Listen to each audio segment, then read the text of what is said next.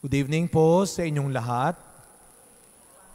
Bago ako magsimula ng aking homilya, hindi ko mapigilan ang aking sarili na magpasalamat po sa ating mga magigiting na flower arrangers, no?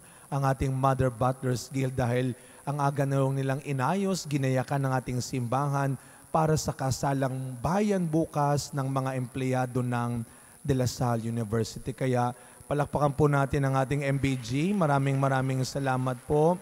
Ang aking panalangin, sana'y mag-survive kayo hanggang bukas ng umaga. No? Iwisik-wisikan natin parang mukhang sariwa. No? Ang ganda ho, talagang may pagmamalaki. Yan ang salita, no? May pagmamalaki naman natin ang mga talento rin, kakayahan ng ating mga kapatid dito sa Our Lady of the Assumption. Maipagmamalaki. Pero alam ho ninyo, may isang magandang tanong akong binitawan kanina sa misa ko sa Quiapo. No?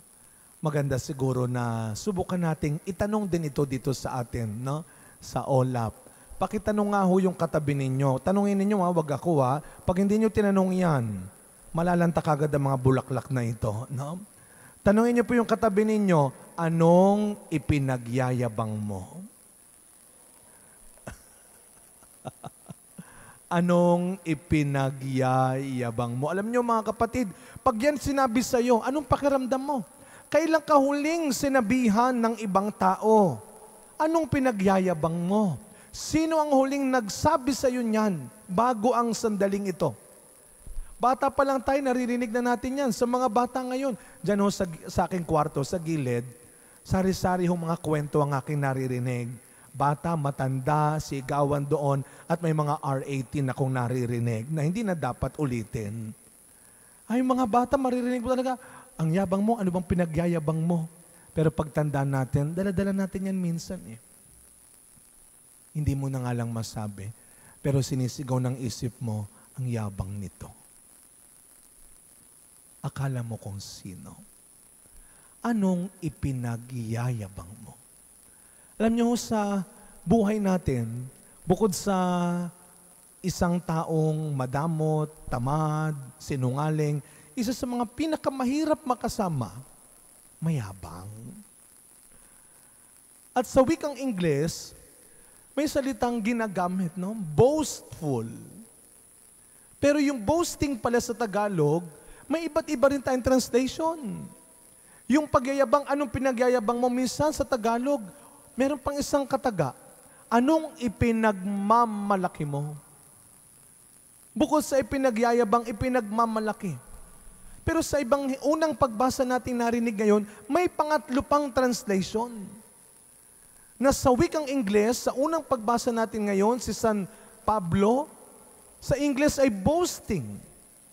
Merong ipinagyabang, o hindi pala ipinagyabang si San Pablo, meron siyang ipinagmapuri. May pangatlo pa palang translation. Ipinagyayabang, ipinagmamalaki, ipinagmamapuri. Ang ganda ng Tagalog translation. Kasi anong sabi ni Pablo? Wala akong ipagmamapuri maliban sa aking kahinaan. Wala akong kayamanan sa mundong ipinagmamapuri. Maliwanag na sinasabi yan sa atin at pinapaalala sa atin. Huwag mo masyadong ipinangangalandakan kung anumang kayamanang meron ka ngayon dito sa lupa. Dahil pagdating ng araw, mawawalan din ng saysayan. Kaya sabi nung kaibigan ko, itong kaibigan ko ito, sabihin na natin, may kaya talaga sa buhay. Pero matanda na ito. Sabi niya, alam mo Father, kitang-kita ng pinagkaiba ng mga classic millionaire sa mga young billionaires. Classic millionaires do not flaunt their money, their treasure. Ngayon, talaga naman. Kaya magandang paalala ito sa atin. Hindi ipinagyayabang ang anumang material na bagay sa mundong ito, pero maipagmamalaki mo. Bakit? Natanggap ko, nakuha ko, nakamtan ko ang mga bagay na ito dahil sa pagsisipag ko, sa pagsasakripisyo ko, sa pagtitiis ko, sa pagtsatsaga ko, maipagmamalaki. Pero hindi dapat ipagyabang. Pero may mas mataas pa pala doon. Sabi ni Pablo, ang ipinagmamapuri ko ay ang aking kahinaan. Baliktad. Ngayon, gagawin natin lahat, huwag lang nilang makita at madiskubre ang kahinaan natin dahil ayaw nating mapahiya. Ayaw nating maitsapwera. Ayaw nating mapagtawanan. Ayaw nating hindi mabilang. Kaya, nagpapanggap tayo. Nagsisinungaling tayo. Dahil ayaw nating malaman nila ang kahinaan natin. Pero sabi ni St. Paul, there is only one thing that I can boast, and that is my weakness. Why? Sabi niya, kadugtong nitong huling bahagi ng unang pagbasa, sabi niya, kung meron ako may pagmamapuri, may pagmamalaki, yan ang aking kahinaan. Kadugtong niyan. Sabi ni St. Paul, it is when I am weak that I am strong. Sapagkat kung kailan ako mahina, yun ako malakas. Bakit? Sapagkat natanggap ni Pablo, inamin niya ang anumang kahinaan, kakulangan niya, at doon pumasok ang pagtanggap niya at pagdakila sa kapangyarihan at kabutihan ng Diyos.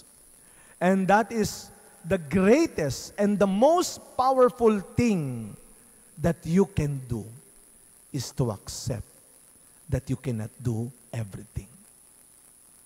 That you are not everything. Humility is power. Kapangyarihan ang kapakumbabaan. Kaya nga mag-iingat tayo, sabi ni Kristo sa ating ebanghelyo, mag-iingat kayo sa mga iniipon ninyo, sa mga iniingatan ninyo, sa mga ipinaglalaban ninyo, sa pinag-aagawan ninyo. Huwag kayong mag-impok ng kayamanan dito sa lupa. Ano bang mga tinuturing nating kayamanan? Sabi ko nga, na yung mga material na bagay, hindi naman ho masama yun eh. Hindi naman ho problema. Lalo na kung pinaghirapan mo at nakuha mo yan sa malinis at tamang paraan. Pero ang paalala lang ni Kristo, there is something greater than what you have in your hands now. Kaya yung mata daw, ingatan natin. Meron tayong lengguwahe sa Tagalog, mag-iingat tayong mauwi sa tukso ng takaw tingin. Na takaw tingin. Dati-dati, na kapag may nagdo-doorbell, kumakatok, nagtatago ka, kinakabahan ka. Bakit? Kasi kung hindi kuryente, tubig, PLDT. Pero ngayon, pag may nag-doorbell, may kumatok, nagmamadali. Bakit? Ting, Shopee. Tingnan natin ngayon ang mundo natin. Tingnan natin ang bahay natin. Ang dami mong pinagbibili, pero hindi mo na ginagamit. Takaw tingin. Ang dami mong in-order, hindi nyo inubos. Takaw tingin. At doon ang babala ni Kristo. Bantayan mo yung mata mo sa mga inaalok ng mundo. At baka malampasan mo ang tunay na kayamanang binibigay ni Kristo. Kaya sa pagkapatuloy na misa natin, mga kapatid, hilingin natin sa Panginoon na sana, una, huwag nating ikahiya, ikatakot, natanggapin kung anumang kakulangan, limitasyon, kahinaan, o kahirapang meron tayo. Hanggat hindi natin binabaluktot ang mabuti nating prinsipyo sa ngalan ng kabutihan. At pangalawa, hilingin natin sa Panginoon na sana araw-araw ang paghirapan, ang pagsikapan natin ay hindi ang anumang kayamanan sa mundo na pwedeng masira at mawala. Kung hindi ang langit na hinahanda ni Kristo para sa iyo.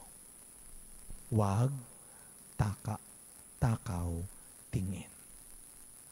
Amen.